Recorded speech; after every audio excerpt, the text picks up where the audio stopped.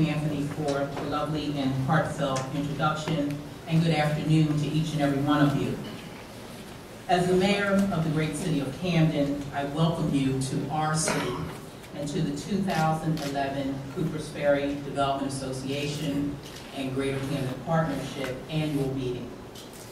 Before I begin, I would like to acknowledge the work of two wonderful and energetic young men, Dave Foster of the Greater Camden Partnership and Anthony Perna of Cooper Ferry Development Association, for all of their hard work. As you have heard, you can give them a round of applause. As you have heard, the Coopers Ferry Development Association, along with the Greater Camden Partnership, have announced earlier this week their merger and have joined forces to help advance economic development in the city of Camden. And I'm pleased to chair this dynamic collaboration along with Kevin Halpern and Mike Camardo. And again, I know that this collaboration will help us to move Camden forward. They both have done a tremendous job, not just in organizing this year's annual meeting for the State of the City address, but certainly have been extraordinary partners with my administration in moving Camden forward. Again, please give them a round of applause.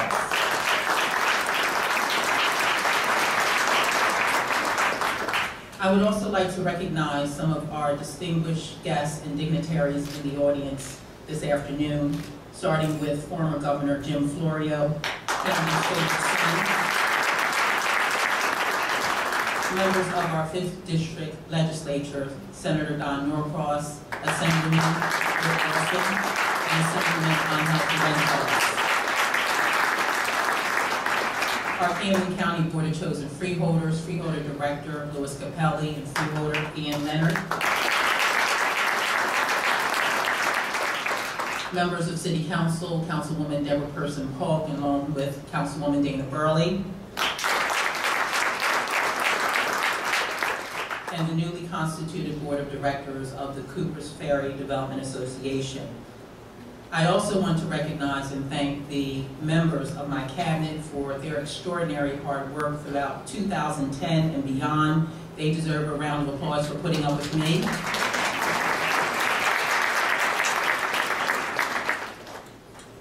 And my fiscal advisory board, composed of volunteers and residents from the city of Camden who care about my city, our city, as much as all of us in this room.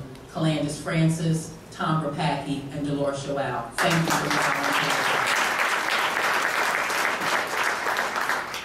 Aside from dealing with the budgetary issues from the moment I took office last year, I wanted to bring accountability, transparency, and trust back into city government. In order to accomplish this goal, we had to build a team that was up to the task of redefining how we deliver exceptional services to our residents, to our business community, and to every entity and person in between in a cost-effective way. It was important that my members of my cabinet and executive management team understood not just the challenge, but certainly the opportunity to once again write our own destiny in the city of Camden when the mirror legislation was amended, giving control back to the city, shifting Camden from rehabilitation to recovery. In order to face the budgetary challenges and constraints that the city was confronted with, and with the elimination of special municipal aid, extraordinary aid, and capital city aid, I knew it was vital to build capacity and to build up a new team. And that is why I conducted a management retreat that focused on developing and facilitating governmental capacity for my leadership team, where we built not just the capacity, but certainly identified the vision to move this city forward. I want to recognize the work and the collaboration of the Walter Rand Institute for Public Affairs and the Institute for Management and Executive Development, both at Rutgers University, Camden, through a one-year, $78,000 grant that was secured from the William Penn Foundation. I ask that you please recognize Rutgers University.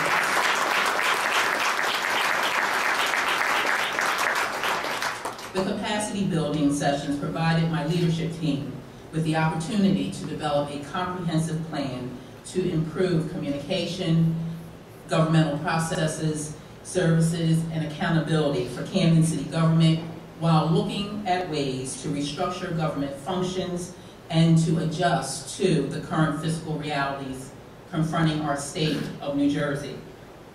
Despite the national economic realities municipalities throughout the nation and state are faced with, my administration, my team, was up to the challenge, and boy, did we demonstrate that Camden was able to stand up and move forward. To that end, I want to recognize the work of our business administrator, Ms. Christine Tucker, our finance director, Mr. Glenn Jones, and our city attorney, Mark Riondino.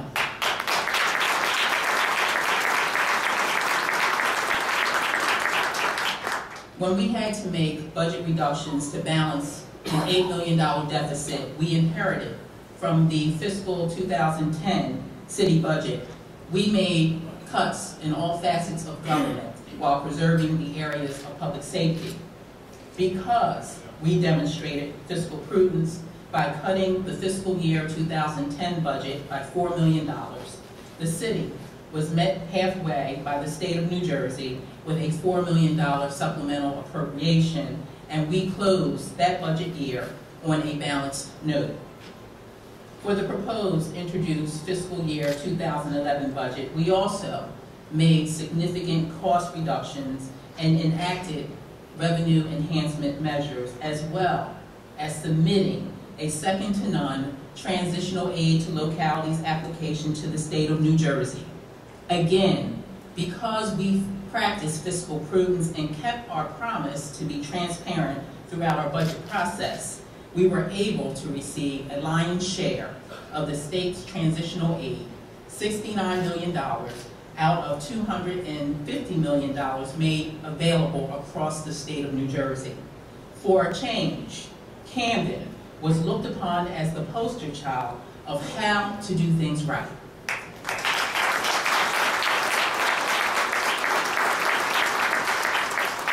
Governor Christie and his administration recognized Camden for making tough decisions during difficult times. And again, I repeat, Camden City was looked at as the poster child for how to do things right. I know many expected us to fail, waiting for us to stumble and to throw our hands up. But to all the doubters and for those that don't believe in the possibilities and the greatness of Camden, let me say this to you: not my city and not under my watch.